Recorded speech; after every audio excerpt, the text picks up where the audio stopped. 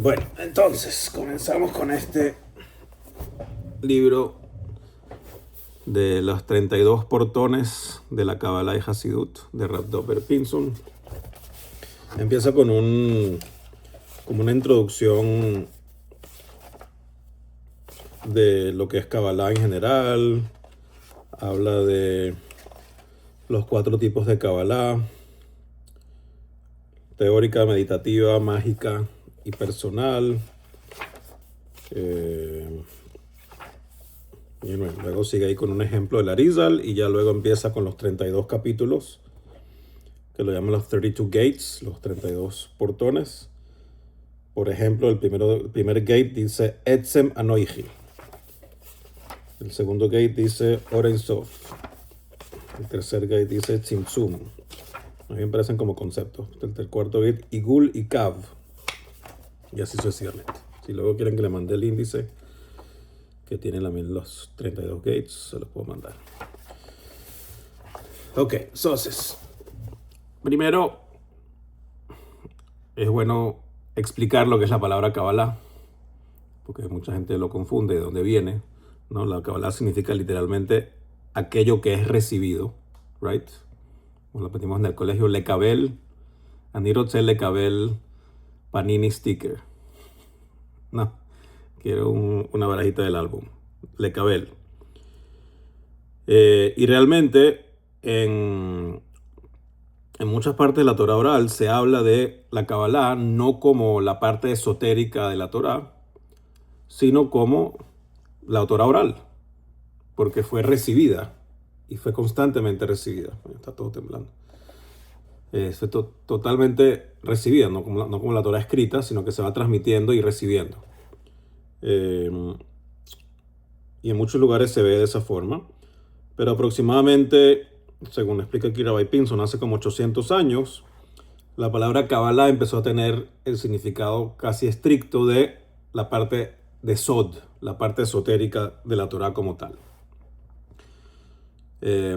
Y él dice que no es casualidad que se usa la palabra Kabbalah, porque parte de la idea de poder estudiar la parte mística y esotérica de la Torah es uno estar abierto y receptivo a recibir, a Mekabel, y alinearse internamente con el mundo divino, ¿no? Entonces, eso es como un aditivo de por qué llamarlo Kabbalah, porque también es parte de la abodá que tienes que hacer tú, es de estar dispuesto a ser un receptor de lo que vas a estar recibiendo y poderte alinear con eso que vas a recibir. Bien típica, si tienes en el trabajo una reunión de alineación y hay alguien ahí que no está en modo Kabbalah, no se va a alinear. No va a haber alineación, no va a recibir. All right. Dice, pero no es suficiente recibir. También tenemos que poder hacer lo que llama él entrar a cada uno de los portones, ¿no? Y lo primero que se me viene a la cabeza, no he leído lo que dice, pero lo primero que se me viene a la cabeza es como que una cosa es Chokhmah y Binah y otra cosa es Dat, ¿no? Una cosa es entender conceptos místicos y otra cosa es absorberlos y hacerlos parte de ti. No sé si es lo que está diciendo, pero es lo primero que me vino a la cabeza, ¿ya?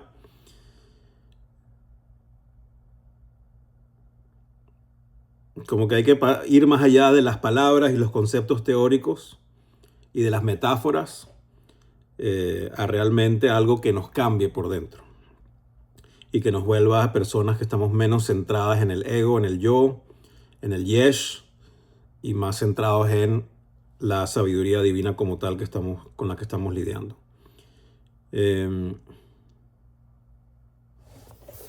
Ahora, con esto él dice que en general hay como 4 categorías de Kabbalah, que fue las que mencionamos antes: la teórica, la meditativa, la mágica y la personal. Y aquí trae una introducción a cada una y luego un poco más detalle de cada una. La teórica es literalmente la teórica, la que te explica las dimensiones de la realidad, los mundos espirituales, las almas, los ángeles. O sea, si estás viendo la Kabbalah de esa perspectiva, es eso, es material teórico de la mística, es el famoso Noel. La foto que les mandé antes ok, esto es teoría, ¿no? Esto no lo puedes leer, lo puedes imaginar, pero no estás profundizando en nada.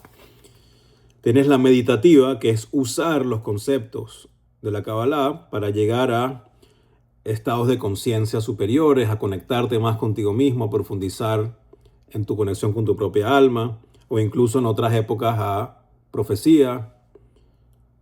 Hay quienes argumentan, incluso hoy en día puedes llegar a Ruach HaKodesh, pero no nos vamos a meter ahí. Y puedes usar los nombres divinos y las permutaciones de esos nombres y tratar de meditar y llegar dentro de ti a profundidades de cosas. Cuando dice que el Baal Shem Tov fue al cuarto de Mashiach, what does it mean? He went up there. No con su cuerpo, pero con su alma sí, conscientemente. Luego está la Kabbalah mágica, que ya se refiere a ver cómo usar esto para alterar o influenciar el mundo real o la naturaleza, usando nombres divinos y frases y amuletos y qué sé yo, y ejercicios místicos. We're not going to touch upon that, nor are we interested in touching upon that. Y la personal es la que menos me suena. What does this mean? La personal me suena a Hasidut, no lo dice, pues la personal la dice como que ver cómo usar la teoría para cambiarte a ti por dentro, ¿no? Para desarrollarte y avanzar y literalmente traer el cielo a la tierra. Esta es la definición de Hasidut. No lo dice, pero it's Hasidut, ¿no? Ok, entonces esos son los 4 categorías de Kabbalah. Y ahorita se pone a hablar un poquito más en detalle de cada una. En vez de un párrafo, son como 3 párrafos, 4 cada una. Entonces dice, la gran mayoría de los textos cabalistas que existen pertenecen a la Kabbalah teórica, ¿no? La teoría, la filosofía, etc. Y nos explican el proceso de creación, la estructura interna del universo, de las almas, el propósito de la vida. Obviamente ahí está el Zohar, que tiene todas las enseñanzas de Rabbi Shimon Bar Yochai y que fueron inicialmente más escondidas hasta que se fueron revelados y que eran enseñados a alumnos muy particulares. Y Ejida y Segula, los individuos atesorados, y que realmente muchas de estas cosas no fueron publicadas hasta, al parecer dice aquí, hasta Rav Moshe de León, que lo publicó en el siglo XIII. Y realmente la apreciación por el Zohar y su sabiduría fue empezado a entenderse en el siglo XVI por el grupo de místicos que vivían en Tzfat en esa época, y que fue como un periodo de renacimiento, o renacimiento suena mal porque no es que no había nacido, sino de realmente un impulso de la parte mística, que empezó allí con el Ramak, ¿no? Rav Moshe Cordovero, y por el Arizal, con los 3 años que vivió en Tzfat. Y seguido por obviamente sus alumnos, ¿cómo se llama? El alumno de Arizal, Rav Chaim Vital, correcto. Entonces todo eso es la Kabbalah teórica, which is the vast amount of stuff you can find, es Kabbalah teórica. Sobre la Kabbalah meditativa dice que de los grandes personas que lo propusieron y que quizás de los primeros que lo hablaron es Abraham Abulafia, del siglo XIII, y dice que él tenía una yeshiva o una especie de yeshiva mística en donde enseñaba formas de meditar y de llegar a ciertos estados de Ruach HaKodesh o profecía, etc. en su momento, y que se puede lograr profecía a través de inspiración que logras tener con meditaciones avanzadas, usando las letras de los nombres de Hashem, etc. O escribiendo ciertas palabras, y haciendo ejercicios repetitivos que combinaban letras en hebreo, qué sé yo qué más.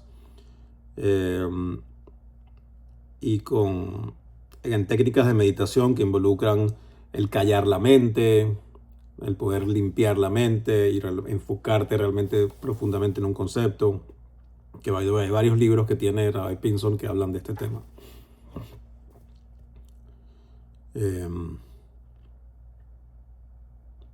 ¿Qué más? Y bueno, dice que muchos atacaron sus enseñanzas, pero luego en el siglo XVI fueron mejor reconocidas, cuando empezó la Kabbalah o la mística de nuevo a resurgir, o realmente a publicarse, ¿no? Porque en verdad el Arizal dijo que llegó el momento de esparcir o publicar más Zot HaJochma, esta sabiduría. Luego tienes la Kabbalah mágica, y él dice que la gran mayoría de textos importantes de Kabbalah mágica nunca han sido publicados por razones obvias y correctas. Muchos cabalistas mismos lo consideraban una disciplina muy peligrosa. Dice que hay leyendas acerca de un tal Rav Yosef de la Reina del siglo XV, que dominaba muy bien teóricamente la Kabbalah práctica y mágica, y que trataron de traer la redención, y que cuando no lo lograron, que llevó a un suicidio o los llevó a dejar la Torá, o otros que dicen que se volvieron locos. So, not to be played with. Y que efectivamente por eso no hay realmente nada publicado al respecto. Incluso los cabalistas subsiguientes, el Arizal, en teoría no hablan de estas cosas. Hay manuscritos y hay cosas por el estilo. Again, it's not something to meddle with. It's not for us. Chévere saber que está ahí, pero it is what it is. Y luego está la Kabbalah personal, que como dijimos es la forma de Kabbalah de llevar la teoría y la parte abstracta e incluso las meditaciones allá, poderte afectarte a ti dentro de ti, de poderte desarrollar espiritualmente, psicológicamente, etc. Y esto comienza con revisar el Baal Shem Tov. El Baal Shem Tov comienza esto, porque esto es Hasidut, comienza el momento hasídico, que de ahí pues ha continuado hacia adelante. En vez de llevarte al cielo, que es la Kabbalah pura, es traer el cielo a la tierra, que es Hasidut. Ok, eso termina esta sección de los 4 tipos de Kabbalah.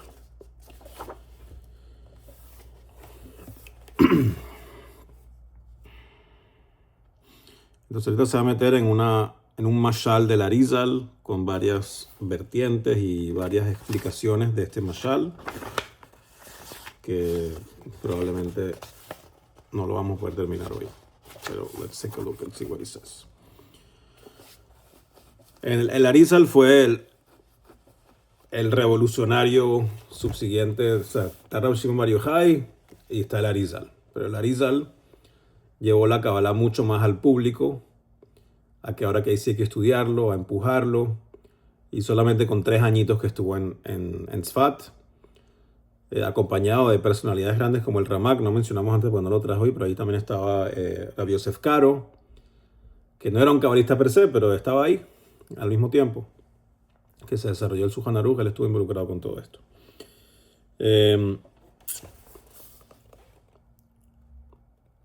Y bueno, el Arizal habla de todo tipo de cosas, explicando todas las estructuras espirituales y el funcionamiento de todos los mundos dentro del universo, y el proceso de creación y los detalles de cómo funciona el mundo de Tohu, que vino antes de Tikkun, y el Tzimtzum, y la Sefirot, y el rol nuestro de reparar el problema que pasó con Tohu, porque Tikkun, al final la palabra Tikkun significa reparar, ¿no? Hoy en día es famoso la palabra Tikkun, lo usan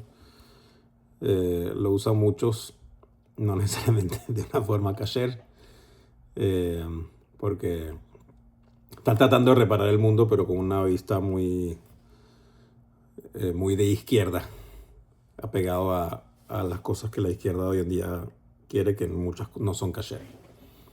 Pero Tikkun significa arreglar. Entonces el rol del ser humano en arreglar lo que sucede en los mundos superiores e inferiores. Y ahí estaba involucrado, aparte del Arizal, Rav Moshe Zakut, Rav Shlomo Malcho, que no sé quién es. Otros como Rav Yosef Irgas.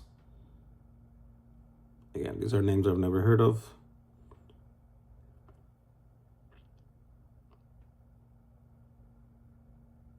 Okay. Y todos estos tratan de explicar un supuesto mashal, un ejemplo que pone el Arizal, que I'm not sure where it is, assuming lo voy a terminar de decir. Y eso es lo que queremos ver. Dice, antes de que el Arizal falleciera, el Arizal dijo que su alma iba a regresar al mundo a completar sus enseñanzas y que al completar estas enseñanzas esa iba a ser la revelación del Nimshal. Again, cuando tienes un mashal, tienes un Nimshal, right? Cuando tienes un ejemplo, estás tratando de explicar otra cosa. Pero para explicarte esta otra cosa te estoy dando un ejemplo. ¿Sí?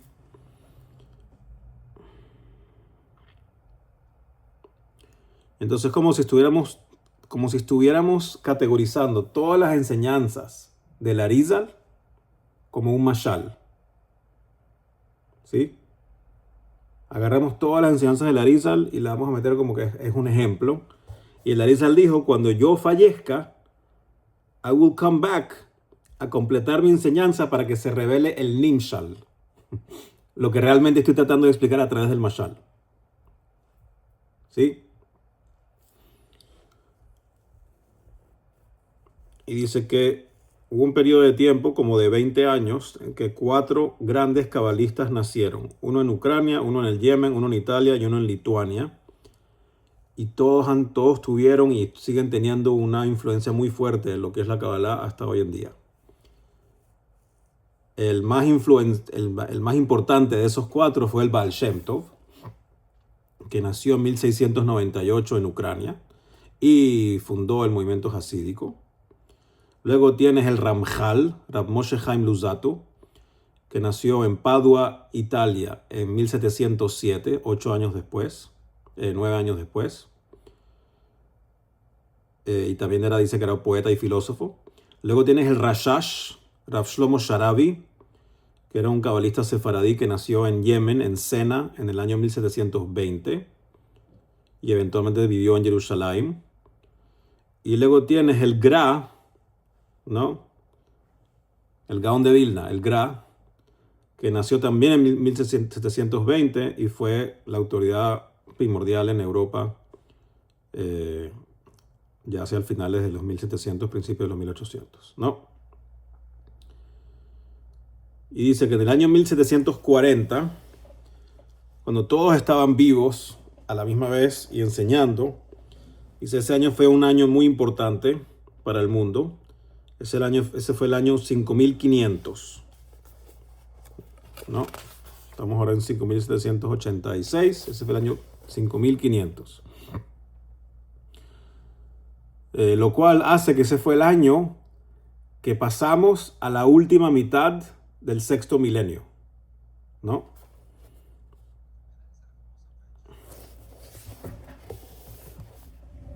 No, eso fue después. Eso fue el año 5600, 100 años después. Porque es el año 600 de la vida de Noah, y entonces dicen que fue el 600 del 6º milenio. Pero aquí digamos que si divides a la historia humana en 6 milenios, y el 7º milenio es Yemot HaMashiach, digamos que aquí pasamos el mediodía del viernes, del 6º día. Ya estamos casi en el Shabbat. Ya estamos casi en Mashiach. Digamos, si aplicas un redondeo, ya es Shabbat, ¿no? En el año 5500. Aquí trae lo otro que tú mencionaste, pero eso fue después.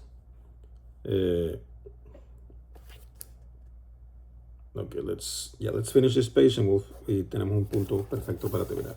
Entonces, lo otro que menciona es efectivamente lo que tú mencionabas, que en el año 600 de la vida de Noah, todas las fuentes de las profundidades, de ahí salió agua y también las ventanas del cielo se abrieron Y de aquí el Zohar dice que eso implica que en el año 600 del sexto milenio, las fuentes de información y de sabiduría, tanto del mundo físico como del mundo espiritual, se van a abrir en preparación para poder entrar al séptimo milenio.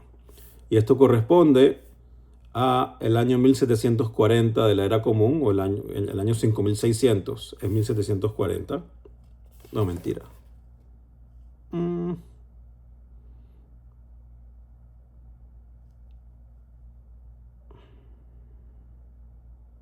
1840. Right? Si estamos en el año 5786. Right? ¿Dónde está? Y estamos en el año 2026. 2026 menos 86 es 1940. Ese es el año 5700. El 5600 es 1840. Hay que escribir aquí a Rabbi Pinson que se equivocó. Porque el año que él está diciendo que estaban estos 4 cabalistas vivos en 1740, pero eso es 5500. 5600 fue 100 años después, which is another point, pero él lo pone aquí como si fuera el mismo. Pero bueno, either way,